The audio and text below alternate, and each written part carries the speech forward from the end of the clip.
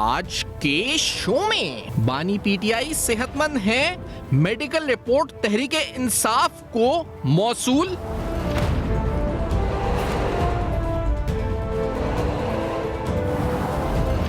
PTI ने अपने मंसूबों के लिए बच्चों को इस्तेमाल किया, मरियम नवाज का इल्जाम।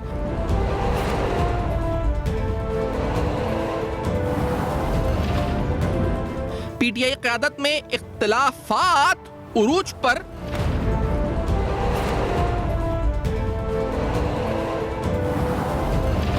बानी पीटीआई के साथ मुस्तकिल तौर पर नरमी बरती गई, ख्वाजा आसिफ का जमाइमा गोल्ड स्मिथ को जवाब।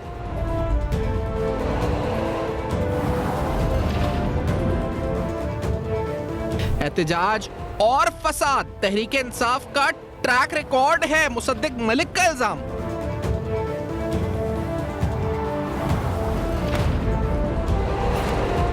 अस्सलाम वालेकुम। पस पर्दा हक़ाइक़ सनसनीखेज़ इंकशाफ़ात प्रोग्राम बेनकाब में हूँ आपके साथ सिफ़ान खान। बड़ा इंटरेस्टिंग टर्न ऑफ इवेंट्स है पाकिस्तान तहरीक इंसाफ के साथ जो हुआ आज। वैसे पाकिस्तान की तारीख़ के लिहाज से देखा जाए तो जोग्राफियाई लिहाज से, माशी लिहाज से, सिफारती लिहाज से, तिजारती लिहाज से, कनेक्टिविटी के लिहाज से, बेशुमार लिहाज से, हर जाविये से एससीओ कॉन्फ्रेंस का इनेकाद पाकिस्तान के लिए मुस्बत ही है।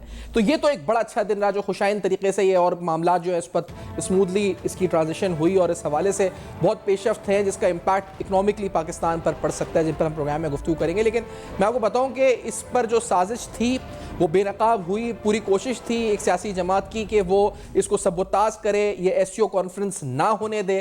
पहले मुतालबा पीटीआई की तरफ से आया था कि उनके जो बानी हैं उनको रिहा किया जाए, फिर मुतालबा था कि उन तक एक्सेस दी जाए, और उसके बाद मुतालबा था कि डॉक्टर्स तक जो है उनको एक्सेस दी जाए। और फिर ये डॉक्टर्स तक एक्सेस वाली जो बात थी उसके बाद क्या हुआ, ये आज आपको इंटरेस्टिंग टर्न ऑफ इवेंट्स हम बताएंगे। तो आपको पहले एक ट्वीट की तरफ लेके चलते हैं जो बैरिस्टर गौहर जो पीटीआई के चेयरमैन है उनकी तरफ से हुई। और उस ट्वीट में बैरिस्टर गौहर ने ये कहा कि आज 4 बजे टुडे एट 4 PM 2 डॉक्टर्स जिनमें एक है ENT स्पेशलिस्ट और एक है मेडिकल स्पेशलिस्ट, ये कल के 4 बजे की बात बता रहे हैं, visited Khan Sahab at Adiala jail. We were informed a while ago that Alhamdulillah Khan साहब is in good health and had exercised for an hour, यानी 1 घंटा उन्होंने वर्जिश भी की है, वो सही सेहत में है। We shall get medical reports from them soon and I will share with you inshallah. Express my gratitude to every worker and supporter of PTI who are concerned about Khan Sahab's health. God bless you all. Barrister Gohar ने जैसे ये tweet किए नाज़रीन, उसके बाद इस tweet के नीचे जो गालम गलोच का सिलसिला तहरीके इंसाफ के कारकुनों की तरफ से शुरू हुआ वो आप देखें तो आपको अंदाज़ा होगा कि कितनी ज़्यादा नफरत या फिर किस तरह इस ट्वीट के बाद इनको टारगेट किया गया। यानी वो जो ये दूसरों को करते हैं वो गौहर साहब को किया गया, बैरिस्टर गौहर को टारगेट किया गया। उन्होंने एक रिपोर्ट भी शेयर कर दी, फिर मेडिकल रिपोर्ट, और उस रिपोर्ट के अंदर हवाला दिया गया उस लेटर का जो सुपरिटेंडेंट सेंट्रल प्रिजन्स की तरफ से लिखा गया था 43028 डेटेड 14/10/2024। और उसमें कहा गया जी कि जो बानी पीटीआई हैं, he was found to be active, He was affable with normal blood pressure, pulse and जो उनका ऑक्सीजन लेवल था वो 96% एट रूम एयर था। मजीद इस रिपोर्ट में कहा गया कि he has tinnitus for last few months for which he is already taking medications and there is no fresh complaint regarding his ears। तो जो कानों की तकलीफ का हवाला उमर अयूब साहब ने कुछ दिन पहले दिया था, जमाइमा गोल्ड स्मिथ ने कल दिया था, उसकी नफ़ी की इस रिपोर्ट ने, और इस पर 2 डॉक्टर्स के दस्तखत हैं जिनका जिक्र गौहर साहब ने खुद अपनी ट्वीट में किया कि एक ENT स्पेशलिस्ट हैं और एक मेडिकल स्पेशलिस्ट थे। लेकिन इसके बाद क्या हुआ, ये इंटरेस्टिंग टर्न ऑफ इवेंट्स है। यानी गौहर साहब ने ट्वीट तो कर दी और इस ट्वीट के बाद इनको गालम गलोच का सिलसिला शुरू हो गया। फिर पीटीआई के अपने अंदर से, यानी पीटीआई के अपने जो रहनुमा या साबिक वज़रा या अभी मौजूदा वज़रा, उनकी तरफ से भी 2-3 की तरफ से इस तरह के ट्वीट्स बैरिस्टर गौहर के खिलाफ आए। यानी मशाल यूसुफजई जो कुछ दिन कबल खैर पख्तूनख्वा की एक वज़ीर या मुशीर भी थी, उनकी तरफ से ट्वीट आया कि बानी पीटीआई ने पिछले 1.5 साल से कभी भी पिम्स के डॉक्टर से चेकअप नहीं करवाया है।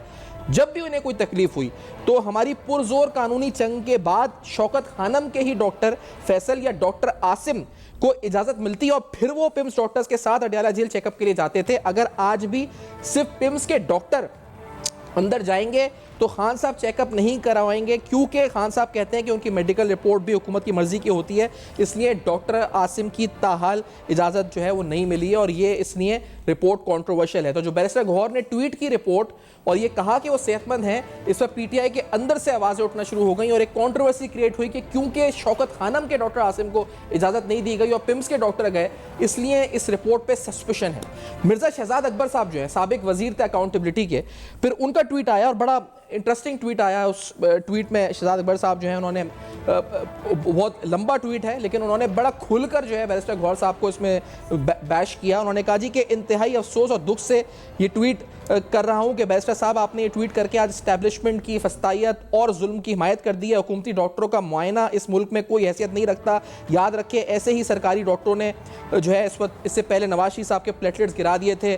आपने कल कौम को गुमराह किया है, यानी बैरिस्टर गौहर पर इल्ज़ाम लगा रहे हैं शहजाद अकबर साहब कि आपने गुमराह किया है और शौकत खानम के डॉक्टर मुआयना करेंगे और ये गए लेकिन उनको करने नहीं दिया गया। आप खूब जानते हैं कि मुतालबा फैमिली और ज़ाती मौलेज और पार्टी उसके मुतालबा था। आप ये बात भी बखूबी जानते हैं कि बानी पीटीआई का राब्ता दुनिया से मुनक़ता करने का असल मकसद आइनी तरमीम था कि उसको जो है पास किया जाए और इसलिए राब्ता मुनक़ता किया गया। और मज़ीद उन्होंने कहा कि पाकिस्तान की सियासी तारीख में कायदीन से दगा का लफ्ज़ इस्तेमाल किया कि एक लंबी दास्तान है, लेकिन आज आपने दगा करने वाले जो कर रहे हैं बानी पीटीआई से, वो आइन और कानून से भी दगा कर रहे हैं। मज़ीद आगे उन्होंने एक बड़ी इंटरेस्टिंग बात जी उन्होंने लिखी कि आज पाकिस्तान के लोग अपना खुद फैसला करें और हर शख्स दगा को दगा पुकारे और जफा को जफा पुकारे और इमरान खान के आखिरी पैगाम की रोशनी में सबको इस आइनी पैकेज के खिलाफ एहतजाज करना चाहिए। और ये जो इस वक्त है, उन्होंने कहा जी कि आपने दगा किया है इस वक्त अपने कायद के साथ। तो आवाज़ें पाकिस्तान तहरीक इंसाफ के अंदर से आना शुरू हो गई। मशल यूसुफ़ज़ई ने रिपोर्ट को कंट्रोवर्शियल किया, शहजाद अकबर साहब आ गए, उन्होंने बैरिस्टर गौहर के किरदार पे शकूक व शुबात कर दी है। लेकिन हुकूमत की तरफ से ख्वाजा आसिफ साहब ने बैरिस्टर गौहर की ट्वीट की पजीराई की और कहा जी कि अल्हम्दुलिल्लाह, गौहर साहब ने उस ट्वीट को शेयर करते हुए कहा, अल्हम्दुलिल्लाह Gohar Sahab, we earnestly hope this will put your anxiety to rest, God bless you too. और इसी तरह साद रफीक साहब ने कहा जी कि the blind followers of the cult will not listen to this moderate person who carries the burden of leadership of the party in extremely difficult situations. It should be noted that there is currently no room for balanced people like Barrister Gauhar in our politics and especially in PTI. Thank you Barrister साहब for telling the truth. तो जब हुकूमती वज़रा की तरफ से या हुकूमती रहनुमाओं की तरफ से हुकूमती जमात के ये पजीराई हुई बैरिस्टर गौहर की, तो उसके बाद क्या हुआ? उसके बाद ये हुआ कि जो गालम गलोच का सिलसिला था पीटीआई के कारकुनों का, वो और बढ़ गया। यानी गौहर साहब पे और अटैक शुरू हो गए कि देखें जी, ख्वाजा आसिफ और ख्वाजा साद रफ़ीक इनकी तारीफ कर रहे हैं। तो ये मजीद सिलसिला जो इस वक्त परवान चढ़ गया और वो गौहर साहब के लिए मजीद मुश्किलात खड़ी कर गया। तो गौहर साहब की अपनी क्रेडिबिलिटी पीटीआई के अंदर डाउटफुल हो गई इस पूरे एपिसोड के बाद। आज आपको बताते हैं कि मरियम नवाज साहिबा ने कुछ अहम बातें की हैं आज अपनी प्रेस कॉन्फ्रेंस में पंजाब कॉलेज के वाक़े से मुंसलिक, लेकिन पाकिस्तान तहरीक इंसाफ पे तनकीद करते हुए पहले उनके यूट्यूबर्स के बारे में जो कहा है वो आपको ज़रा सुनाते हैं कि किस तरह ये यूट्यूबर्स, और ये बड़ा इंपॉर्टेंट है कॉन्टेक्स्ट को समझना कि इन्हीं यूट्यूबर्स के जरिए ही फिर आगे प्रोपेगेंडा होता है और अक्सर इनका इस्तेमाल होता है जो मार्केटिंग एजेंट है इस जमात के। लेट्स हियर दिस कि क्या कहा मरियम नवाज साहब। जो लोग इसमें इन्वॉल्व हैं और पीटीआई के जो पेड सहाफ़ी जो अपने आप को सहाफ़ी कहते हैं, जिसमें वो लोग शामिल हैं जो अभी जेल काट के आए हैं अपनी झूठ की पादाश में लेकिन बाज नहीं आते। उन्होंने कहा कि दूध पिलाते पिलाते ये खून पिला दिया। ये कोई छोटी बात नहीं है, ये this is called instigation, this is called inciting to mutiny. ये मुझे ये बताएं ना कि ये इंसाइट कर रहे हैं, ये किस चीज के ऊपर इंसाइट कर रहे हैं? वो वाकया जो हुआ ही नहीं, और बच्चों को, स्टूडेंट्स को बतौर ईंधन इस्तेमाल कर रहे हैं। और वो स्टूडेंट्स को अगर खुदा न खास्ता वो कल को किसी मुश्किल में आ जाते तो कौन है उनको बचाने वाला? ये स्टूडेंट जो यूज हुई है, जिसकी इन्होंने वीडियो को एडिट किया और उसको कहा कि बोलो बोलो, ये आपके पास बैठी हुई है, वो कह रही है कि इन बच्चों के पीछे कोई है जो इनको प्रोवोक कर रहा है। मैं honestly I will be very अनस्पेयरिंग। मैं इस मामले में इसको मैं आखिर तक जाऊंगी और जो जो इसमें इन्वॉल्व है उस बच्ची को बदनाम करने में और ये रिवायत डालने में उनको मैं छोड़ूं। तो ये उन्होंने जिक्र किया इसमें यूट्यूबर्स का कि किस तरह प्रोपेगेंडा मशीन के तौर पे ये लोग काम करते हैं। और फिर इस पूरे मामले में और दीगर मामलात में इस्लामाबाद में जो इस वक्त फसाद हो या हमलावर होने की कोशिश या धावा बोलने की कोशिश, एहतजाज या जो भी कॉज आई, उसमें खैबर पख्तूनख्वा की हुकूमत का किरदार क्या था या क्या है और क्या होता है, इस पर से भी पर्दा उठाया कि केपी की गवर्नमेंट के बारे में मरियम नवाज साहब ने क्या कहा। लेट्स से गिराओ जलाओ, इंतशार, फसाद और फितना बचता है, उसमें ये खुद मुख्तार है, खुद कफील है, इनको कोई उसकी जरूरत नहीं है। तो हमने जो अभी नेटवर्किंग इनकी पूरी पकड़ी है वो बाहर भी है और पेशावर से भी बैठ के ऑपरेट हो रहा है ये सब कुछ, क्योंकि इस वक्त केपी के जो है वो इस तमाम जो इलीगल एक्टिविटी हो रही है, घिराव जलाओ, फितना फसाद की पूरी प्लानिंग हो रही है, उसका गढ़ इस वक्त केपीके बना हुआ है। और मुझे अफसोस है इस बात का कि केपीके के अवाम को पता ही नहीं कि तरक्की किस चिड़िया का नाम है।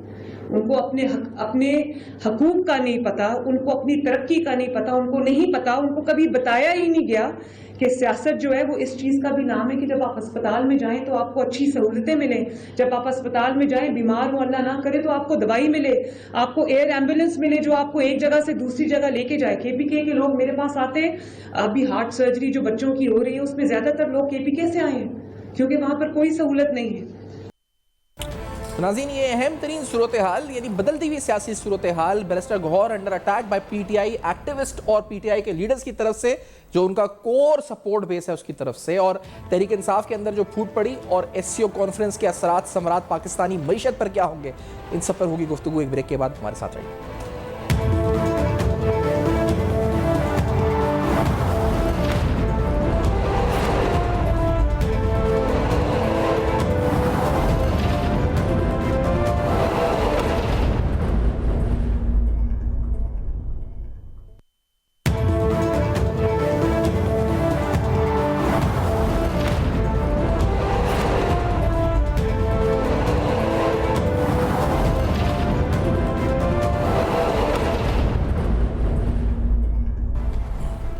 Welcome back. आप देख रहे हैं बेनकाब।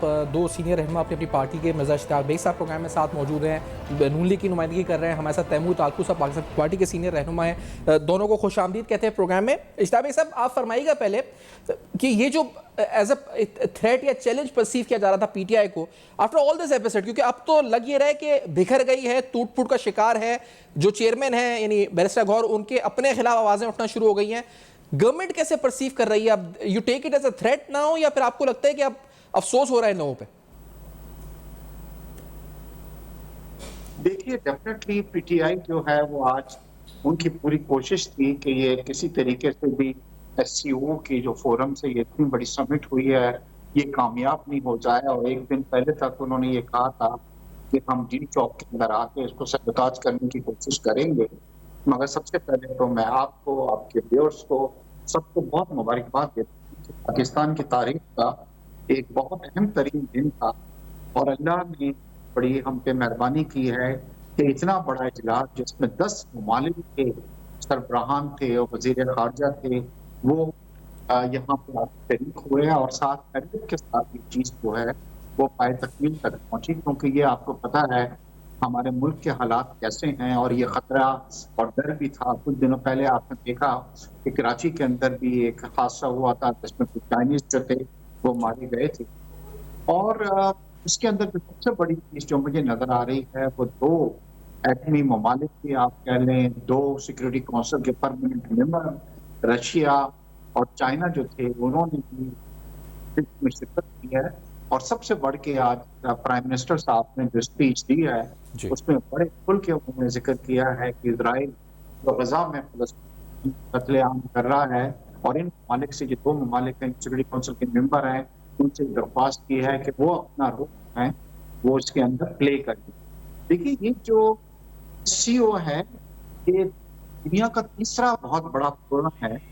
2 फोरम जो हैं जिसके अंदर G20 आता है, नेटो आता है, इसके बाद ये एससीओ हमारा आता है, शंघाई कोऑपरेशन ऑर्गेनाइजेशन, जो दुनिया की 40% आबादी जो है वो इस खत्ते इन कंट्रीज की है और दुनिया का जो जीडीपी है उसका 35% जो है वो ये कंट्रीज जो हैं एससीओ उसके अंदर कंट्रीब्यूट करती हैं। तो ये बहुत बड़ी चीज थी और इसके आज जो बातें हुई हैं उसके अंदर, और खासतौर पर इंडिया के जो नए बाप हुआ है जिस तरीके से वो खुश होकर वापस गए हैं, क्योंकि लास्ट टाइम जब हमारे फॉरेन मिनिस्टर बिलावल साहब वहाँ पे इसी कॉन्फ्रेंस को अटेंड करने गए थे तो उनके साथ वो अच्छा सलूक नहीं हुआ था, उनके हाथ नहीं मिलाया गया था, उनके साथ कोई मुस्कुराहट तक एक्सचेंज नहीं की गई थी। मगर इस बार जब वो आए, प्राइम मिनिस्टर साहब ने ना सिर्फ उनसे गर्मजोशी से मुसाफा किया है बल्कि उनकी खैरियत भी दरियाफ्त की है, उनसे बातचीत भी की है और करीब भी बिठा के उनको किया है। तो एक पॉजिटिव चीज़ है। मुझे हम 100% श्योर रहा कि मीडिया के अंदर जो मीडिया है वो इसको काफी क्रिटिसाइज कर रहा है कि डीजी लेवल के आदमी ने उनको क्यों रिसीव किया है कोर्ट पे, जबकि जब बिलावल साहब गए थे तो भी उनके फॉरेन ऑफिस के डीजी ने आके उनको रिसीव किया था। तो मेरे ख्याल में ये एक छोटी चीज है, but at the end of the day वो चले गए। लेकिन इस पूरे जो एससीओ इजलास में बेसा जो आपने कहा कि इसके बहुत समरात हैं और यकीनी तौर पे इसकी अपनी अहमियत है, इस फोरम की अपनी अहमियत है, पाकिस्तान की माशी और तजारती लिहाज से भी इसकी अहमियत है।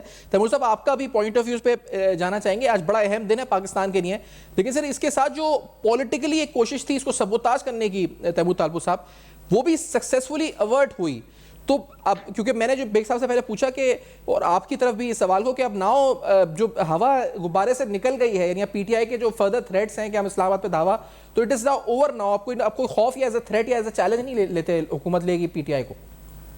तैमूर साहब। बिस्मिल्लाहिर्रहमानिर्रहीम। सबसे पहले तो मैं मुबारकबाद जी बेग साहब, तैमूर तालबू साहब का पॉइंट ऑफ व्यू पहले। जी तैमूर साहब जी प्लीज। बिस्मिल्लाहिर्रहमानिर्रहीम। जी सबसे पहले तो मैं मुबारकबाद देना चाहूँगा जी पाकिस्तान के हर एक शहरी को, पाकिस्तान की हुकूमत को और उस हुकूमत की कोलिशंस को। एक बहुत ही कामयाब प्रोग्राम हुआ है और इसकी जो है ना आप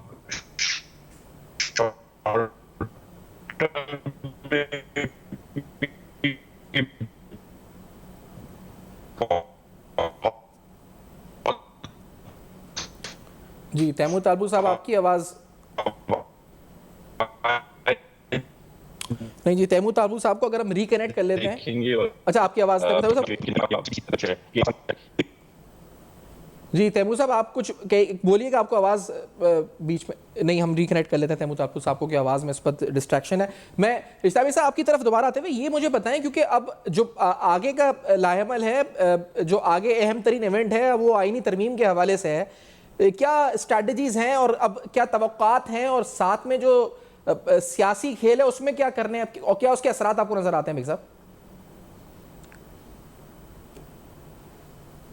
मैं आपको बतलाऊं कि पीटीआई ने पूरी कोशिश की, जैसे पहले भी आईएमएफ का जब लोन हो रहा था जी तो पीटीआई ने आईएमएफ के जो हेड ऑफिस था उसके बाहर जाके मुजाहरे किए और इस तरह के नारे लगाए कि पाकिस्तान को लोन नहीं दिया जाए। इसी तरह परसों तक ये कह रहे थे कि हम बी चौक के अंदर आ रहे हैं और जो भी मेहमान आएंगे उसके सामने मुजाहरे करेंगे। तो इसमें देखिए उनको कामयाबी नहीं हुई। आईएमएफ का भी मुआहदा जो था पाकिस्तान के साथ $7 बिलियन का हो गया और अब एससीओ की जो कॉन्फ्रेंस हुई है ये बड़ी दूर रस्त है और आप देखिएगा इसके बड़े असरात पाकिस्तान के ऊपर होंगे। अब आपका जो सवाल है जी, कल का बहुत इम्पोर्टेंट दिन है क्योंकि कल तमाम एमनेस जो हैं वो इस वक्त पहुंच चुके हैं इस्लामाबाद के अंदर। असेंबली का कल इजलास भी है। अगर कल नहीं तो परसों आप देखिएगा एक अंडरस्टैंडिंग हो गई है। और इस वक्त जब मैं आपसे बात कर रहा हूँ मौलाना फजलुर रहमान साहब जो हैं वो जाती उम्रा पे पहुंच चुके हैं, बिल्कुल जी, जहाँ पे उनकी मीटिंग जो है वो से भी हो रही है। और ऑलरेडी कराची में जो मीटिंग हुई थी बिलावल भुट्टो के साथ उसके अंदर रजामंदी जाहिर कर दी है मौलाना ने। तो it's just a matter of G hours. Hopefully कल जब आपका प्रोग्राम होगा तो शायद आपको गुड न्यूज़ सुनने को मिले कि तरमीम जो है वो जो है अप्रूव हो गई है 2/3 मेजॉरिटी के साथ ही।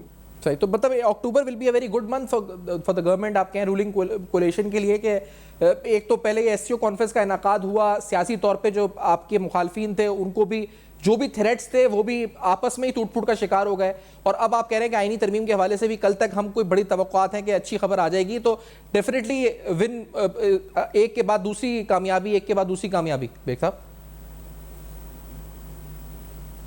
देखिए सबसे बड़ी जो कामयाबी मैं समझ रहा हूँ वो ये है कि कानूनी बेहतरी की तरफ जा रही है।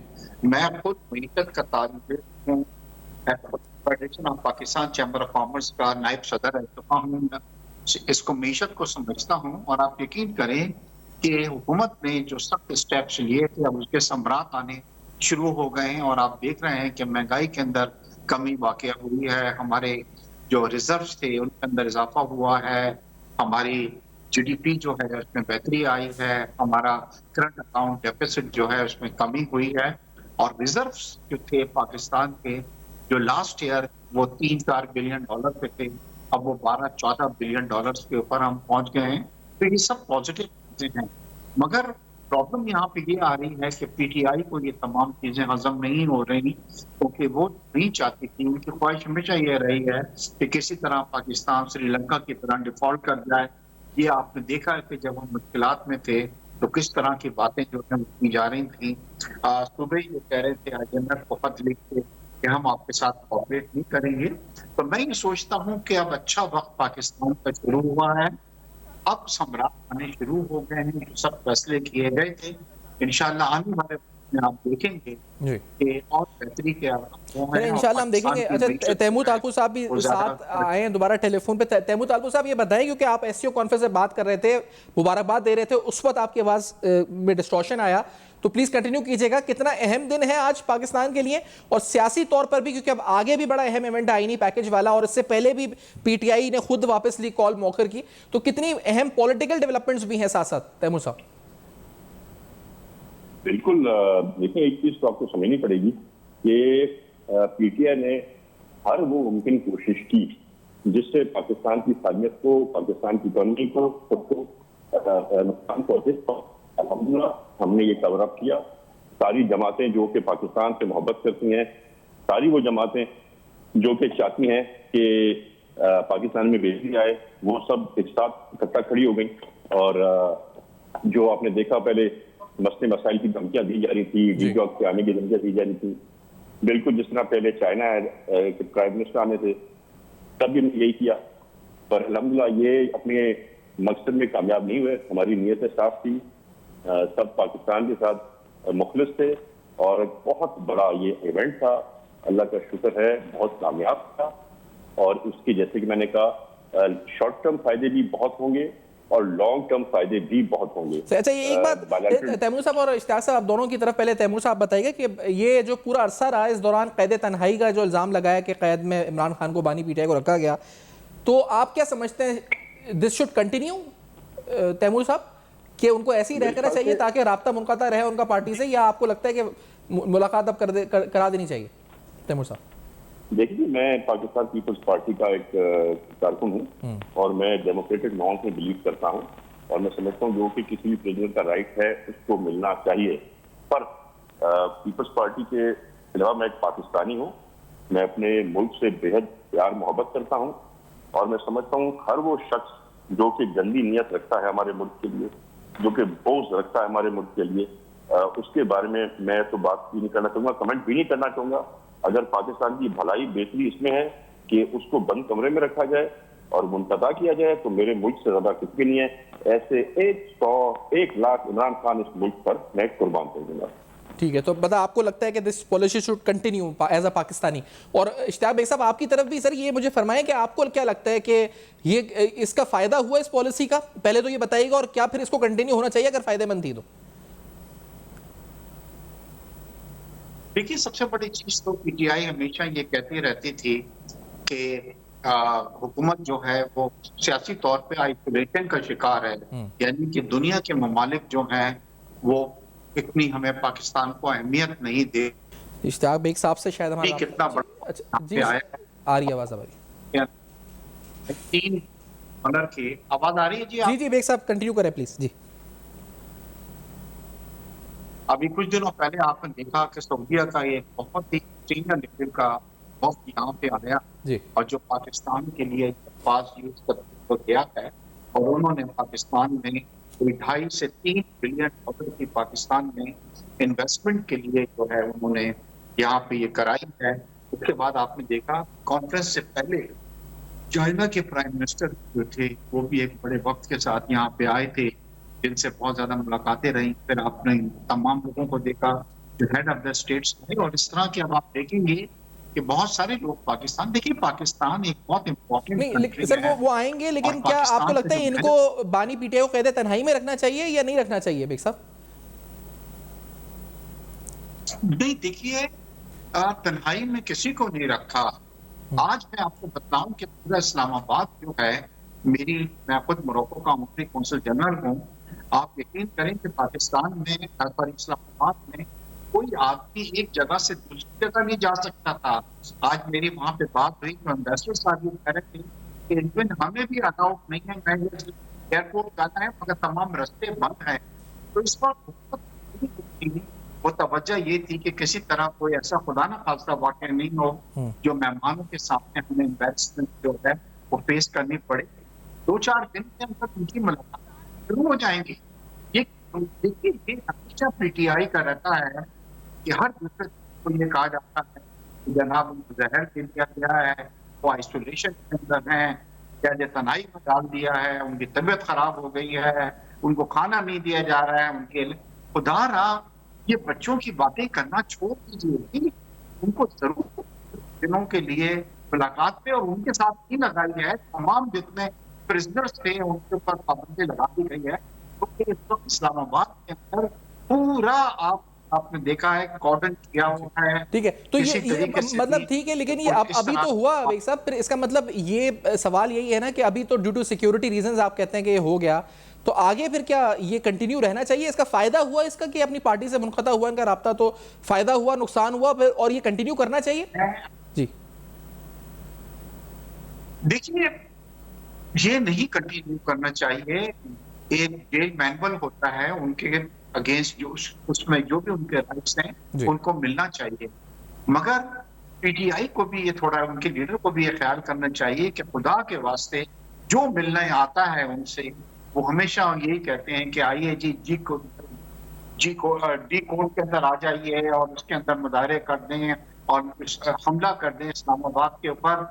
वो इस तरह की इंस्ट्रक्शन देते हैं। ये बतलाइए कोई हुकूमत इस तरह की इंस्ट्रक्शन बर्दाश्त करेगी कि इस्लामाबाद पे हमला? आपने देखा होगा गंडापुर साहब ने किस तरह हमला किया, किस तरह रिसोर्सेज दिए, किस तरीके से गाड़ियों को यूज किया, लोगों को लेके आए, हमला आवर हुए।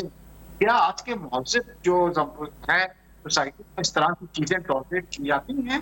तो थोड़ा सा इमरान साहब को भी चाहिए कि वो जिस तरीके का बिहेवियर रखे हुए हैं जिससे नुकसान पहुंचे रियासत को, और रियासत जो है वो प्रॉब्लम है, ऐसे बट मैं आपको यकीन दिलाता हूँ कि जैसे ही ये ठीक है। अच्छा, ये तो हो मेहमान अपने घर के गया इस पॉलिसी पर। मैं आईनी तरमीम पे तैमूर साहब आपका पॉइंट ऑफ व्यू लूंगा। कल मुलाकात हुई मौलाना फजल रहमान और बिलाल भुट्टो साहब की। इस मुलाकात के बाद जो फिर ऐलान हुआ, अब जाती उम्रा में मौलाना फजल रहमान साहब वहां से, तवक्कुआत क्या है आईनी तरमीम के हवाले से तैमूर तालपू साहब? ये भी सेल थ्रू हो जाएगी बड़ी पीसफुली? बहुत पीसफुली हो गई है। आपने देखा किस तरह से एक फोरम पे जाके चेयरमैन बिलावल भुट्टो जरदारी ने इसके बारे में एक्सप्लेन किया, इसके बारे में समझाया, इसके फायदे समझाया, ये बताया कि ये जो खाब था ये ना कि सिर्फ शहीद मोहतरमा बेनज़ीर भुट्टो साहब था, पर ये खाब जो था कायदे आज़म पाकिस्तान का भी नतीजा था, नतीजा सोच था।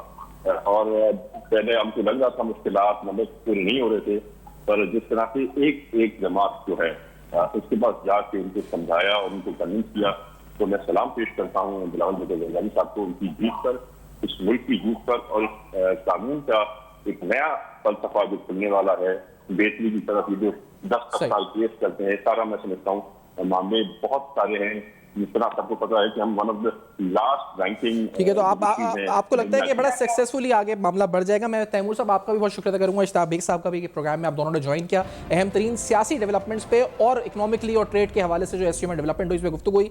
समराइज करने आएंगे आफ्टर दिस ब्रेक, हमारे साथ रहेगा।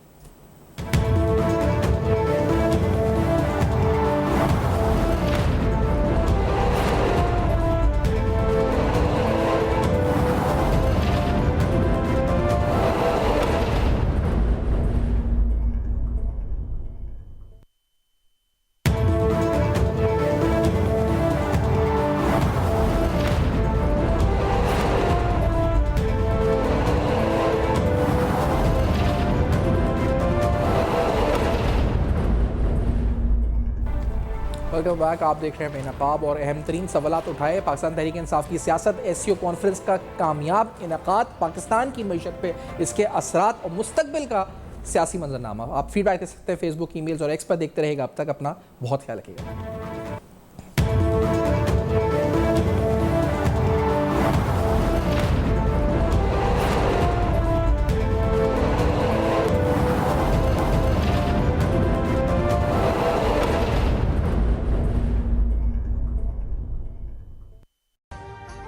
अभी सब्सक्राइब करें ताकि कोई खबर रह न जाए।